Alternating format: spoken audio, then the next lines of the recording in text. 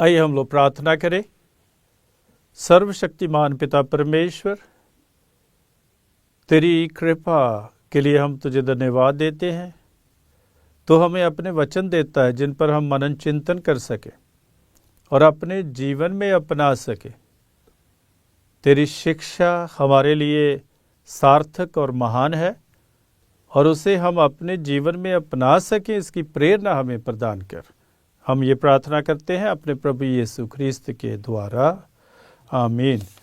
प्रिय भाइयों तथा बहनों, आज का जो वचन है वो हमने ईसायास नबी के 58 अध्याय से और 1 से 9 वाक्य से लिया गया है और संत मत्ती के सुसमाचार 9 अध्याय 14 से 15 से लिया गया है। इन दोनों वचनों पर हम गहराई से मनन चिंतन करें कि ये हमें क्या सिखाना चाहता है। ये वचन जो आज का है हमें क्या सिखाना चाहता है। इसमें हमें उपवास का सही अर्थ समझाया गया है कि सही तरीके से उपवास कैसे करें। कुछ लोग सोचते हैं कि सिर्फ हम लोग अन्न नहीं ग्रहण करते हैं तो वही उपवास होता है। कुछ लोग 40 दिन खाना नहीं खाते, या कुछ लोग जो है हर दिन केवल एक समय का खाना खाते हैं।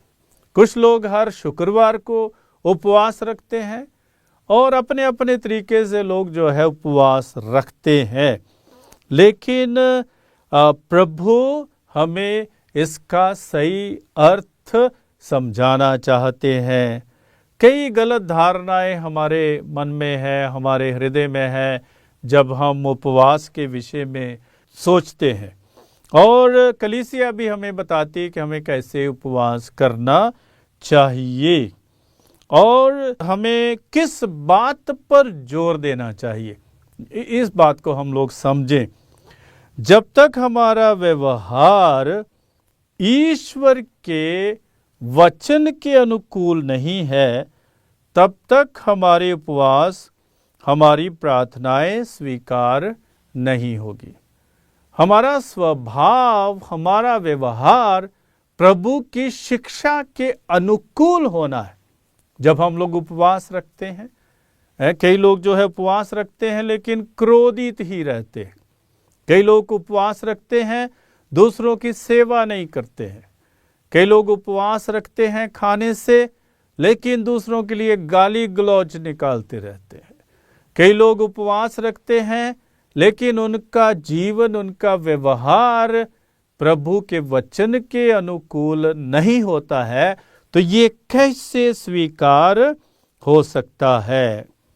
हमें क्या करना है?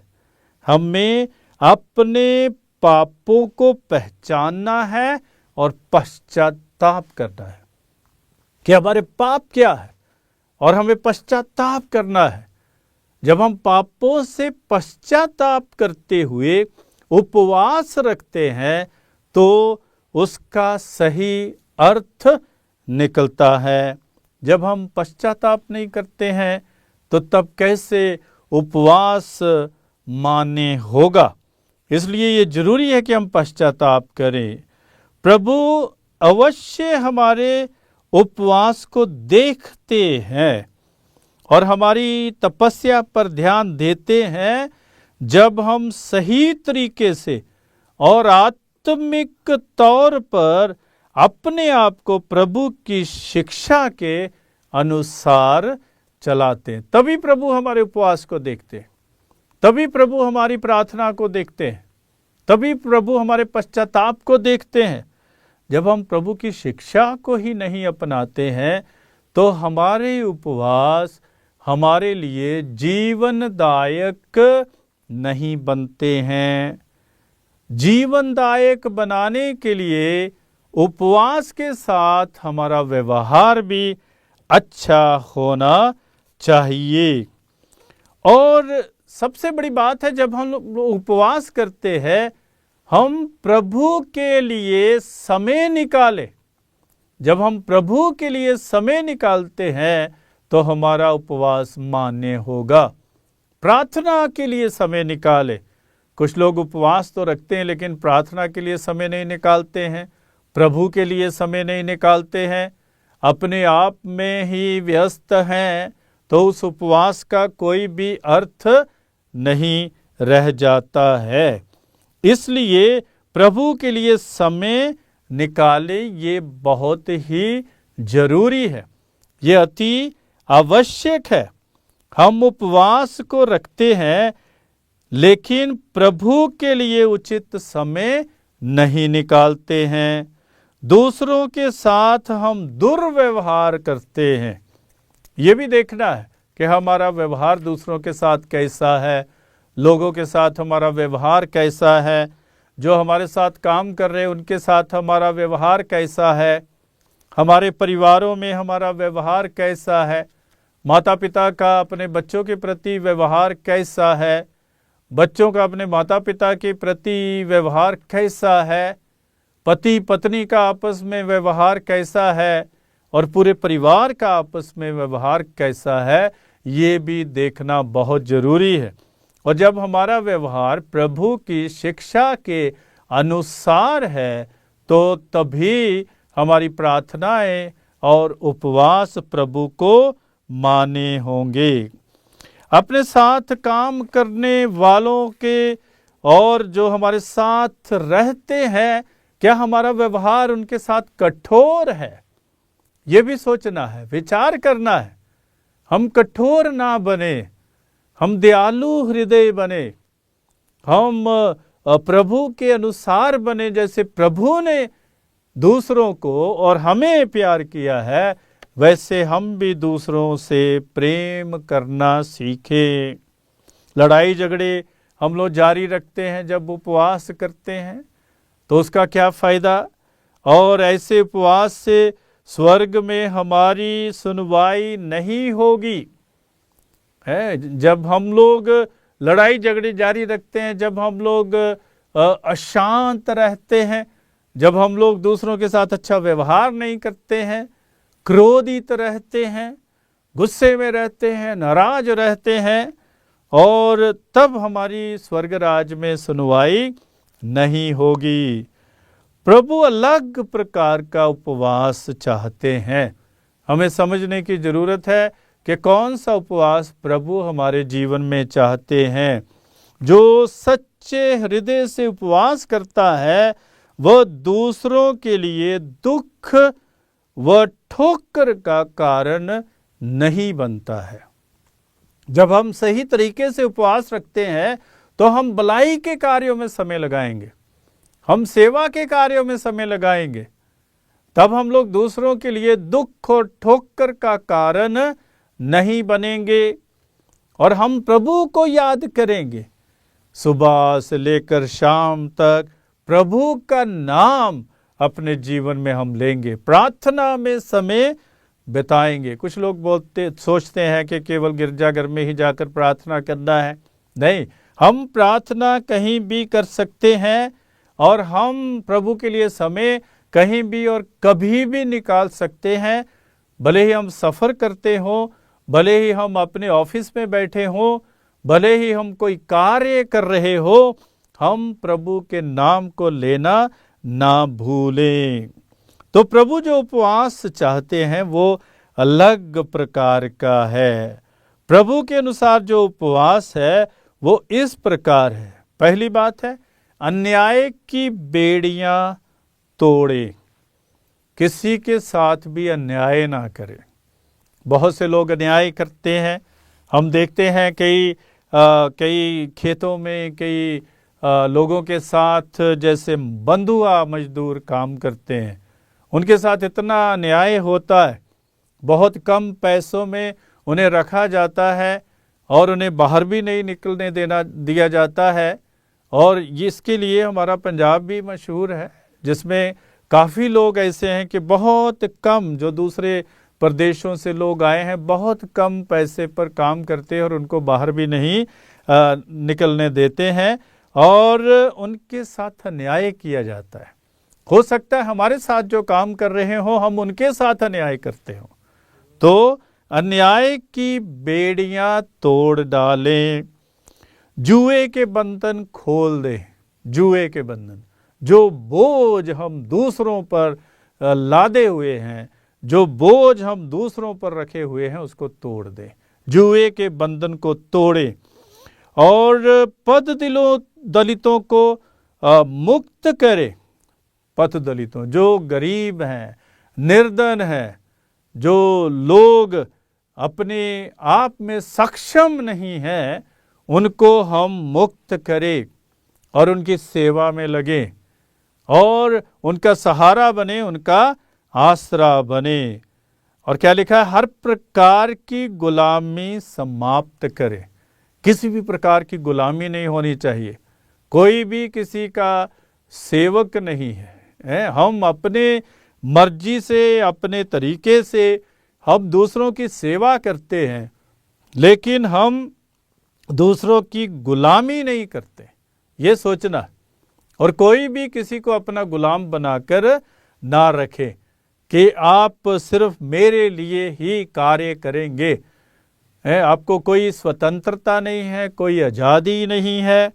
हम देखते हैं घरों में भी होता है और कई परिवारों में भी होता है। कई जो है परिवारों में कई लोग भी गुलामी के अनुसार जीवन बिताते हैं।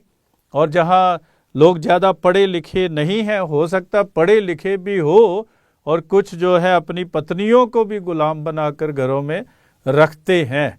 तो हो सकता है कि ये कहना मेरे लिए गलत ना हो, लेकिन कई लोग जो है गुलामी का अनुभव करते हैं, जिनको स्वतंत्रता नहीं है, जिनको आज़ादी नहीं है। भूखों को खिलाना, भूखों को खिलाएं, उनको उनके लिए इंतजाम करें।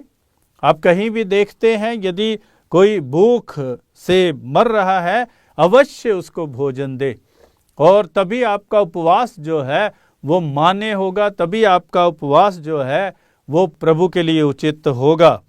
बेघर दरिद्रों का अपने यहाँ ठहराना, तो जो लोग बेघर हैं उनकी सहायता करना, उनकी मदद करना और उनके लिए जगह का प्रबंध करना, ये भी हमारे उन कामों में आता है जो भलाई के काम हैं, जो अच्छे काम हैं और जो उपवास के साथ साथ चलने चाहिए। नंगों को कपड़े पहनाना, जो लोग जिनके पास कपड़े नहीं हैं उनको कपड़े पहनाना। कहने का भाव कि जो गरीब है, निर्धन है, उसकी सहायता करना और उसका सहारा बनना। और भाई से मुंह नहीं मोड़ना। हम लोग देखते हैं कि अपने ही भाई बहन एक दूसरे के साथ कई बार बातचीत नहीं करते हैं और शत्रुओं के जैसे व्यवहार करते हैं, एक दूसरे को समझते नहीं हैं, एक दूसरे के साथ नाराज रहते हैं, गुस्से में रहते हैं, क्रोधित रहते हैं और अपने भाई से मुंह मोड़ लेते। जब भाई बहन को हमारी आवश्यकता है, ज़रूरत है, तो हम अवश्य उनके सहायक बने। तो यही प्रभु चाहते हैं कि ऐसा उपवास रखें। जब आप उपवास रखेंगे, जब ये सब अच्छे कार्य आप करते हैं, तो आपका उपवास सफल होगा, आपका उपवास स्वीकार किया जाएगा और आपका उपवास प्रभु के लिए सही ठहराया जाएगा। तो जब हम लोग ऐसे कार्य करते हैं, उपवास रखते हैं प्रभु की इच्छा के अनुसार, मर्जी के अनुसार, तभी हम ज्योति की तरह चमकेंगे। हमारे हृदय से अंधकार दूर हो जाएगा और हम प्रभु की ज्योति का अनुभव अपने जीवन में करेंगे। तो प्रभु के द्वारा हम स्पर्श होते हुए चंगाई प्राप्त करेंगे, क्योंकि हमारा हृदय शुद्ध है, हमारा हृदय साफ है। जब प्रभु के चरणों में आएंगे, प्रभु के द्वारा हम स्पर्श किए जाएंगे और चंगाई प्राप्त करेंगे। हमारी धार्मिकता हमें बचाएगी और हमारा मार्गदर्शन करेगी। इसलिए धार्मिकता के रास्ते पर चलें। जब हम धार्मिकता के रास्ते पर चलते हैं, तभी हम अपने जीवन में मुक्ति प्राप्त करते हैं। तो धार्मिकता के रास्ते पर चलें, धार्मिकता के रास्ते पर आगे बढ़ें। प्रभु की महिमा हमारे जीवन में प्रकट होगी। जब हम ऐसे कार्य करेंगे तब प्रभु की महिमा हमारे जीवन में प्रकट होगी। तब हम देखेंगे कि प्रभु हमारे लिए क्या है और प्रभु कैसे हमारे जीवन में सही दिशा देते हैं, और प्रभु अवश्य हमारी प्रार्थनाओं का उत्तर देगा। कई बार हम लोग पाप में होते हैं, गुनाह में होते हैं, और जैसे ईसाइस नबी के ग्रंथ में लिखा है कि हम अपने हाथों को ऊपर उठाएंगे लेकिन फिर भी प्रभु प्रार्थना नहीं सुनेंगे, क्योंकि वो कहते हैं कि आपके हाथ रक्त के द्वारा रंगे हुए हैं, तो इसलिए स्वीकार नहीं करते। लेकिन जब हम अच्छे कार्य करते हैं, भले कार्य करते हैं, तो प्रभु हमारी प्रार्थनाओं का उत्तर देता है। और उपवास व प्रार्थना हमें आत्मिकता का वरदान प्रदान करते हुए हमारे सहायक बनती है। तो प्रार्थना और उपवास दोनों बहुत जरूरी हमारे जीवन में, तो दोनों एक साथ चलते हैं। और जब हम प्रार्थना करते हैं, उपवास रखते हैं, तो हम मन परिवर्तित करते हैं, हम अपने जीवन को बदलते हैं, और हम किसी से बुरा नहीं करते हैं, और प्रभु हमारी प्रार्थनाओं को तब अवश्य सुनते हैं। आइए हम लोग कुछ बिंदु हैं जिन पर विचार करेंगे। पहली बात है, उपवास ना केवल शरीर के लिए आवश्यक है, ये हमारी आत्मिक शुद्धि के लिए भी जरूरी है। जब हम उपवास रखते हैं तो हमारी आत्मा की शुद्धि होती है। नंबर 2, प्रभु के लिए उचित समय निकालें। कुछ लोग बोलते हैं प्रभु के लिए मेरे पास समय नहीं, प्रार्थना करने के लिए समय नहीं। कुछ लोग जो है इतवार के मिसा बलिदान में भाग नहीं लेते हैं, समय नहीं। क्यों नहीं आए मिसा बलिदान में? हमारे घर में मेहमान आ गए। क्यों नहीं आए मिसा बलिदान में? आज एक छुट्टी मिली इसलिए कपड़े धोना हम लोग शुरू कर दिए। क्यों नहीं आए मिसा बलिदान में? घर में कुछ काम लगा हुआ था इसलिए हम लोग नहीं आए। तो बहुत से लोग प्रभु के लिए समय नहीं निकालते, उचित समय नहीं निकालते। और यही लोग जो प्रभु के लिए उचित समय नहीं निकालते, ये कई प्रकार की पार्टी के लिए इनके पास बहुत समय है। तब जो है समय ही समय है। तो समय कौन नहीं निकालता? एक छोटी सी बात है, समय कौन नहीं निकालता? जिसके पास कुछ भी करने के लिए नहीं है, वो समय नहीं निकालता है। क्योंकि जिनके पास बहुत कुछ करने के लिए है, उनके पास बहुत समय है, और जिनके पास कुछ भी करने के लिए नहीं है, उनके पास समय भी बिल्कुल कम है। हम प्रभु के लिए समय निकालें। दूसरों का साथ अच्छा व्यवहार करें। जब हम दूसरों के साथ हम लोग अच्छे रहें, अच्छा व्यवहार करें, उनकी सेवा करें और उनकी अहोभक्त करें और उनका स्वागत करें अपने जीवन में। और चौथी बात है, सच्चे हृदय से उपवास रखें। ऐसे ही उपवास ना रखें कि इतना ही काफ़ी है कि हम खाना वाना नहीं खा रहे हैं, इतना काफ़ी नहीं है। उसके लिए उचित व्यवहार करें, आचरण करें, उसके लिए उचित चरित्र जो है आप अपने जीवन में बनाए, तभी आपका उपवास मान लिया जाएगा। और पांचवी बात है, भूखों, नंगों, बेघर, पददलितों, बेसहारा लोगों के सहायक बने, तभी आपका जीवन सार्थक होगा। और छठी बात है, सबके साथ अच्छा व्यवहार करें और सबके साथ न्याय करें। किसी के भी साथ अन्याय मत करें। जो जिसका है उसको उचित रूप से उसे दे दिया जाए। तो अन्याय ना करें, सबके साथ न्याय करें। सातवीं बात है, हमारी धार्मिकता ही हमें बचाएगी। जो धार्मिकता में हम आगे बढ़ रहे हैं वही हमारी मुक्ति का कारण बनेगी, तो वही हमें बचाएगी। और धार्मिकता को अपने जीवन में अपनाएं। और आठवीं बात है, प्रभु हमें स्पर्श कर चंगाई प्रदान करते हैं। आजकल लोग सोचते हैं कि ख्रिस्तीय धर्म का मकसद चंगाई है, उद्देश्य केवल चंगाई है। और आज यही हम लोग अलग अलग जगह में देख रहे हैं कि चंगाई प्राप्त की, बस इतना ही काफ़ी है। इतना काफ़ी नहीं है। प्रभु चमत्कार करते हैं, कई प्रकार के चमत्कार करते हैं, कई लोगों के माध्यम से चमत्कार करते हैं, लेकिन चंगाई उद्देश्य नहीं है। उद्देश्य हमारा है मुक्ति। ख्रिस्तीय धर्म का उद्देश्य है मुक्ति। जब भी हम वचन में देखते हैं, प्रभु क्या कहते हैं कि तेरे विश्वास ने तुम्हें चंगा किया है, और साथ में ये भी कहते हैं कि जाइए आगे से पाप ना करे। तो हम इस मानसिकता को अपने जीवन से निकाल दें। बहुत से लोग सोचते हैं कि जब तक चमत्कार नहीं होंगे तब तक प्रभु यीशु पर कोई विश्वास नहीं करेगा। ये गलत धारणा है।